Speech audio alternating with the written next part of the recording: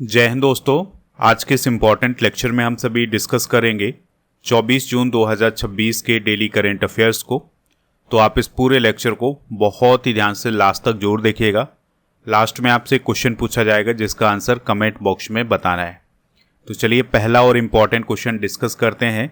पहला क्वेश्चन है, हाल ही में केंद्रीय मंत्री पद से इस्तीफा देने वाले जॉर्ज कुरियन किस मंत्रालय से जुड़े थे? तो वो अल्पसंख्यक कार्य एवं मत्स्य पालन मंत्रालय से जुड़े थे। तो केंद्रीय अल्पसंख्यक कार्य और मत्स्य पालन राज्य मंत्री जॉर्ज कुरियन ने अपने पद से इस्तीफा दे दिया है, यानी केंद्रीय मंत्री पद से उन्होंने इस्तीफा दिया है। इस्तीफे का कारण क्या है? उनका जो राज्यसभा का कार्यकाल था वो 21 जून को समाप्त हो गया और भाजपा ने उन्हें दोबारा उच्च सदन यानी राज्यसभा के लिए नॉमिनेट नहीं किया है। क्योंकि ये राज्यसभा से सांसद थे, अब इनको बीजेपी ने दोबारा मौका नहीं दिया है, तो अब उन्होंने अपने पद से इस्तीफा दे दिया है। वो राज्यसभा से सांसद कहाँ से थे? तो वो अगस्त 2024 में मध्य प्रदेश से राज्यसभा सांसद बने थे। उनका संबंध मतलब ईसाई संप्रदाय से था, केरल से वो आते हैं।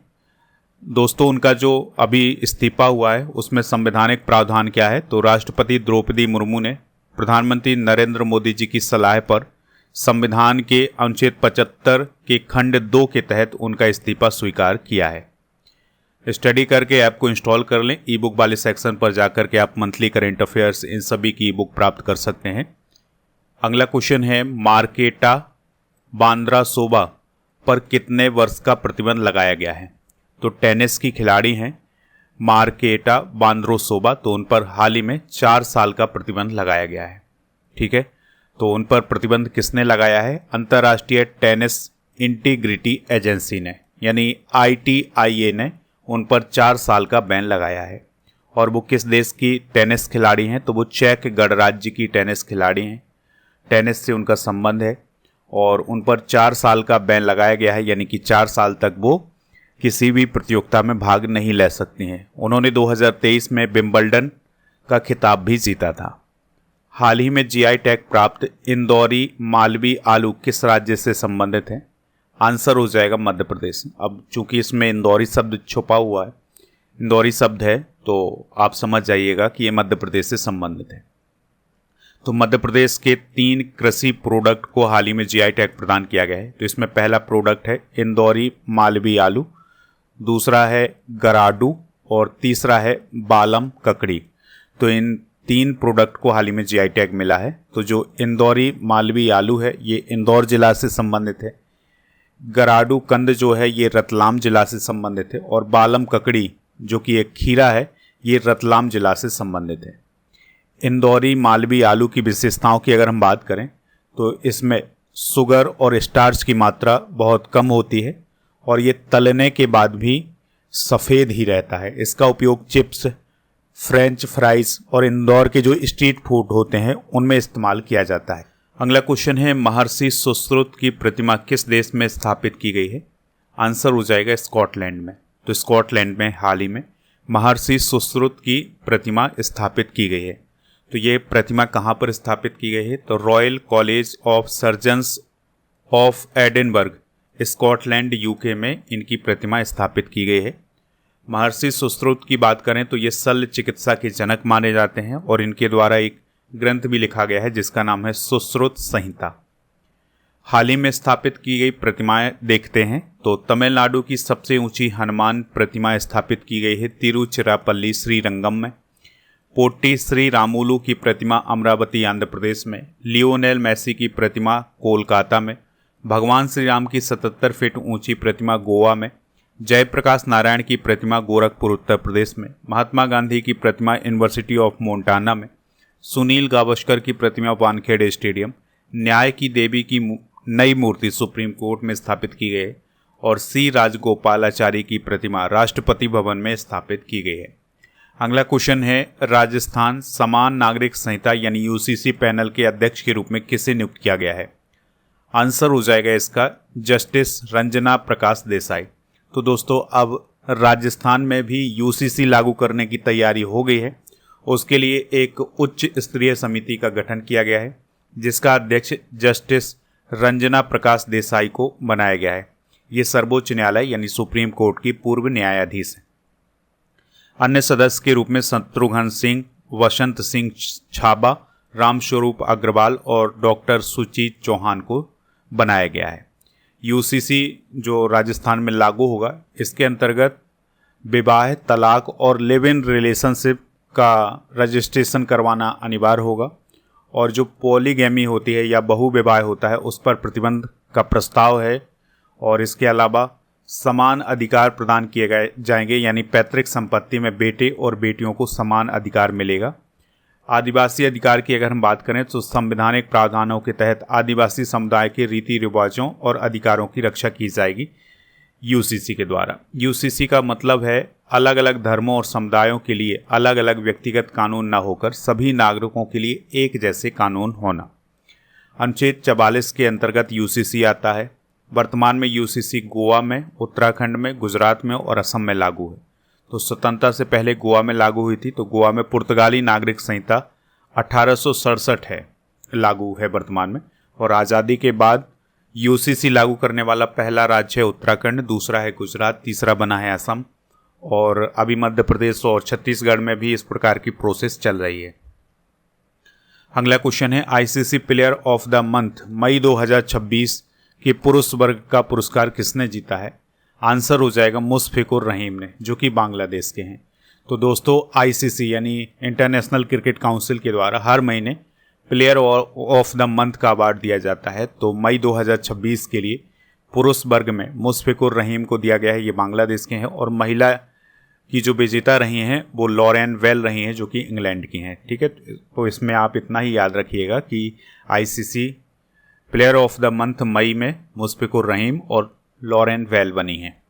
अगला क्वेश्चन है चेन्नई पेट्रोलियम कॉरपोरेशन लिमिटेड यानी सीपीसीएल को हाल ही में कौन सा दर्जा प्रदान किया गया है? तो इसे नवरत्न कंपनी का दर्जा दिया गया है।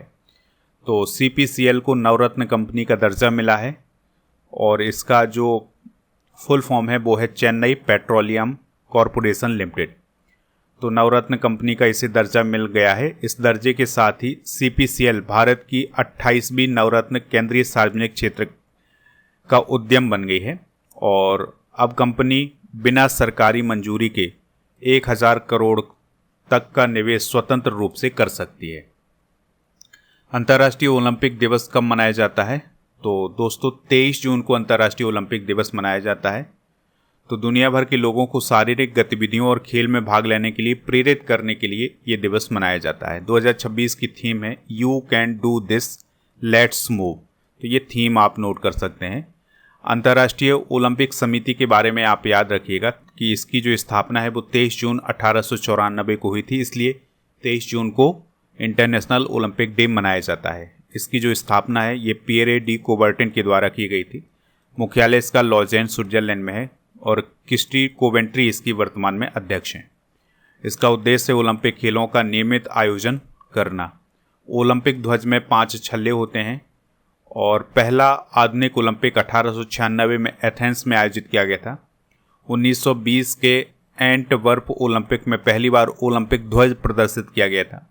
विश्व युद्ध के कारण 1916, 1940 और 1944 में इन खेलों का आयोजन नहीं हुआ था। और 2028 में जो ग्रीष्मकालीन ओलंपिक है ये लॉस एंजल्स अमेरिका में आयोजित किए जाएंगे। जून माह के इम्पॉर्टेंट डेट देख लेते हैं। तो 1 जून को विश्व दुग्ध दिवस और वैश्विक अभिभावक दिवस मनाया जाता है। 3 जून को विश्व साइकिल दिवस, 4 जून को आक्रामकता के शिकार मासूम बच्चों का अंतर्राष्ट्रीय दिवस, 5 जून को विश्व पर्यावरण दिवस, 7 जून को विश्व खाद्य सुरक्षा दिवस, 8 जून को विश्व महासागर दिवस, 12 जून को बाल श्रम निषेध दिवस, 14 जून को विश्व रक्तदाता दिवस, 15 जून को विश्व पवन दिवस, 20 जून को विश्व शरणार्थी दिवस, 21 जून को अंतर्राष्ट्रीय योग दिवस, 21 जून को विश्व संगीत दिवस भी मनाया जाता है, 23 जून को अंतर्राष्ट्रीय ओलंपिक दिवस मनाया जाता है। अगला क्वेश्चन है हाल ही में चर्चा में रहा मानव कंकाल किस पुरातात्विक स्थल से मिला है? आंसर हो जाएगा राखी गढ़ी। तो दोस्तों हरियाणा के राखी गढ़ी में हाल ही में मानव कंकाल की खोज की गई है और ये जो राखी गढ़ी है ये एक पुरातात्विक स्थल है। तो अभी कहाँ पर खुदाई की गई थी? तो राखी गढ़ी के टीला संख्या 7 में खुदाई की गई थी। टीला संख्या 7 में कुल 8 कब्रों की खोज की गई है और यहाँ पर जो कंकाल पाए गए हैं इसमें 3 पूर्ण मानव कंकाल हैं और कुछ टुकड़े मिले हैं। अब दोस्तों यहाँ पर प्राचीन मानव कंकाल के अवशेष मिले हैं। अब ये खोज किसने की है? भारतीय पुरातत्व सर्वेक्षण ने, यानी आर्कोलॉजिकल सर्वे ऑफ इंडिया ने इसकी खोज की है। अब ये जो कंकाल खोजे गए हैं इनको भारतीय मानव विज्ञान सर्वेक्षण को सौंपा गया है। अब वहाँ पर खोज की जाएगी। जो भारतीय मानव विज्ञान सर्वेक्षण है ये कोलकाता में है और यहीं पर इसकी खोज की जानी है। तो इसका उद्देश्य है इन कंकालों की वैज्ञानिक और लैब जांच करना। राखीगढ़ी की अगर हम बात करें तो ये सिंधु सरस्वती सभ्यता की सबसे बड़ी बस्ती है और ये लगभग 550 हेक्टेयर क्षेत्र में फैला हुआ है। ठीक है, तो यहाँ पर आप हरियाणा को देख सकते हैं, यहाँ पर राखीगढ़ी स्थित है। अगला क्वेश्चन है, मुंबई अंतर्राष्ट्रीय फिल्म महोत्सव 2026 में सर्वोच्च सम्मान गोल्डन कॉन्च पुरस्कार किस फिल्म को मिला है? आंसर हो जाएगा सिल्वर को। तो 19वें मुंबई अंतर्राष्ट्रीय फिल्म महोत्सव का आयोजन हाल ही में दादर मुंबई में किया गया है और इसमें जो गोल्डन कॉन्च पुरस्कार या सर्वोच्च सम्मान है ये पॉलिश डॉक्यूमेंट्री फिल्म सिल्वर को मिला है।